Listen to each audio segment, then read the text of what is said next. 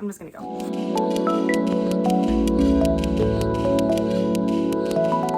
Hello. So I bought way too many books, probably because my mental health is spiraling. However, this makes me happy, and I am happy right now. So you know, it worked, right? So I've got 1, 2, 3, 4, 5, 6, 7, 8, 9, 10. I've got 10 books that I bought in the last month. One of my friends and I, we went to Barnes and Noble last week, so I bought a couple there. I went up to the Dalles up in Oregon to go see a friend and also to fix my car. And they've got the tiniest little, like, oldest bookstore, and I love it. It's amazing. So I bought 2 books because I obviously want to support local.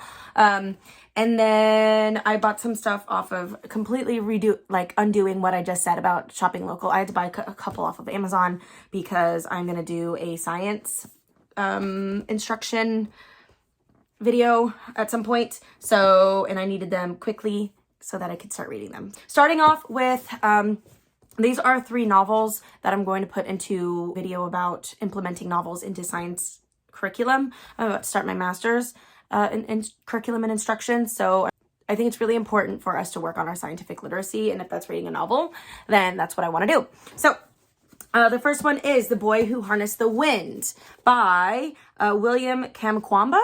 It is about a boy who is living in Malawi, Africa. And the crops have been dying, and so he needs to find an alternative to how he can save his community, and he goes to wind power, which is a renewable energy source. So I have this unit in my 8th grade class, and I think it would have been really cool if I could have read a little bit of this to them, just so that they can see that this does affect people outside of our community. So that would be cool. Then we've got Radium Girls, The Dark Story of America's Shining Woman by Kate Moore. This is about Marie Curie, the Curies discovering the wonder drug and how it actually affected ladies who worked in the factories and or science laboratories. So that should be an interesting, it's kind of a big boy, but there's really cool pictures and it's really, really well laid out. It's got important people, list of key characters, which is really important for me. I'm not a history buff, so dates and names sometimes kind of, and when I say kind of, they always do. I could not tell you when or who and why it happened to be. Then I've got Bees on the Roof. I'm just going to read, it's a really short synopsis. So, this is by Robbie Shell. Sam needs to find a 7th grade science fair project and a way to save the restaurant where his father works. When he enrolls 3 friends in an effort to raise bees on a hotel roof in New York City, the complications multiply. A rival team's cheating, a mysteriously reclusive science teacher, a disastrous bee die-off, colony collapse disorder, and Sam's romantic feelings for a classmate make the bee project anything but simple. Oh my God, I love middle school love. I love seeing them navigate the world, navigate their relationships, the hormones raging within their body. And it is so awkward and I love it. And I just like building healthy relationships and communicating. It's one of my favorite parts of my job. It's also hilarious. And makes me really, really glad that I'm not back in middle school. Okay. I am halfway through this, and I'm not going to give my opinions yet. But The Poppy War, R.F. Kuang, I have loved it up until recently. I love the story. I love the character build. I love the world. I love everything. And now I am slowly declining my love for it. So I have this by R.F. Kuang. I will give my opinions later. That being said, I needed a redemption book that was similar. So I bought The Iron Widow. I've heard that it is pretty amazing and that it has the feeling of the Poppy War, but not. So I'm very excited to read this. By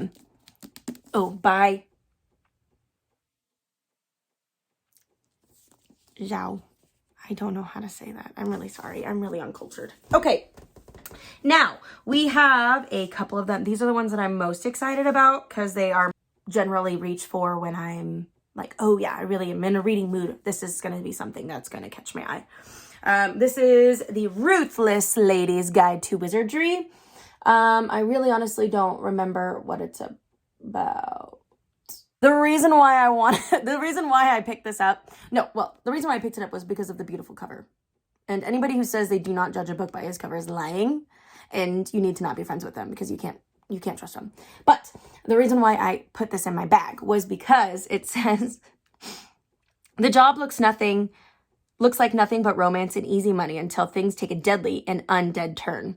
With the help of a bird-loving necromancer, that is hilarious, a shape-shifting schoolgirl, and an ill-tempered, reanimated mouse named Buttons, Deli and Win are determined to get the best of an adversary who wields a twisted magic and has friends in the highest of places. I love quirky characters. I love weird ones. They steal my heart, and I'm excited to hear about this animated mouse. I've seen this everywhere. My friend Sarah told me to get this, and I will love it. Therefore, I got it, and it's beautiful, and I've seen it everywhere, and I'm very excited, and I am a complete bandwagoner. I will jump on, and I will love it, and I will be so excited about it, and I will love it forever. I am not picky. Actually, that's a lie. You'll see that I'm picky later. The Charm Offensive. I already read this, so I'm going to try to be poker face. It is a LGBTQ romance book, and I can't say I love it. This is basically about a handler on basically like the Bachelor show, that he handles the girls and kind of like gets them ready for their cues, gets them ready for the dates, etc., etc. And this guy is the new bachelor, or the new prince, and he is really awkward. He's a technology tycoon. He has some very strange tendencies that are not usually on the show, and basically delves into their relationship and how they kind of balance each other out and give them the mental health support that they both need. It's a really amazing book. There are some triggers if you have OCD, if you have depression, but it's a very LGBTQ positive book, and it was amazing. I'm not gonna lie. I will talk to you more about it later. Maybe. If I ever get my butt into gear with these videos. Okay. These are the two books that I bought from I will try to maybe insert the name somewhere. I don't remember what it's called, in the Dowels. And this is the first book. I've never seen this anywhere, unless I live under a rock, and that is very much possible. The Girls Ive Been by Tess Sharp.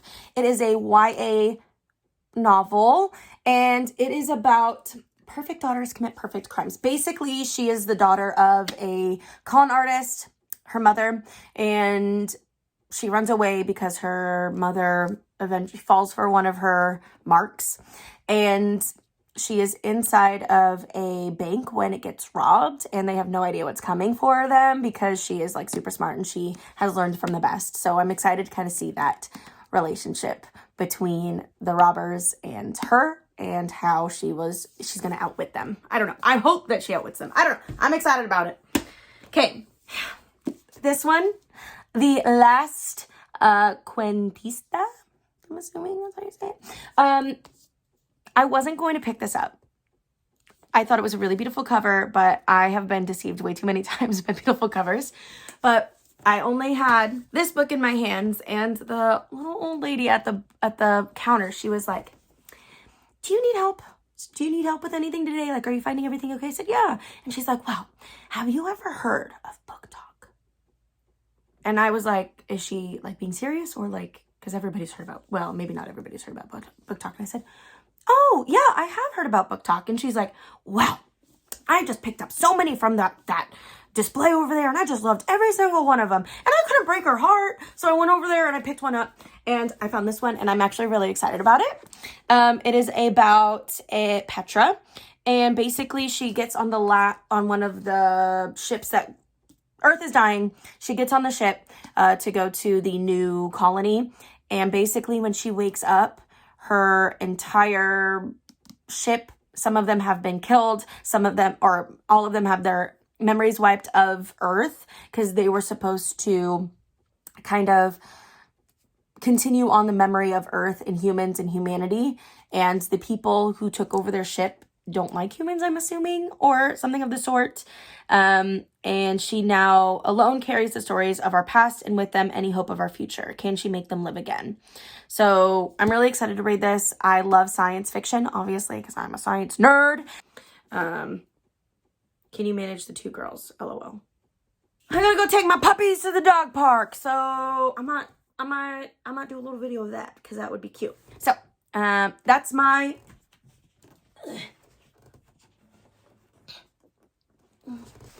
book haul. If that is, that's probably gonna end up being the thumbnail. And I'm very excited to read, and I will let you know how it goes. Bye.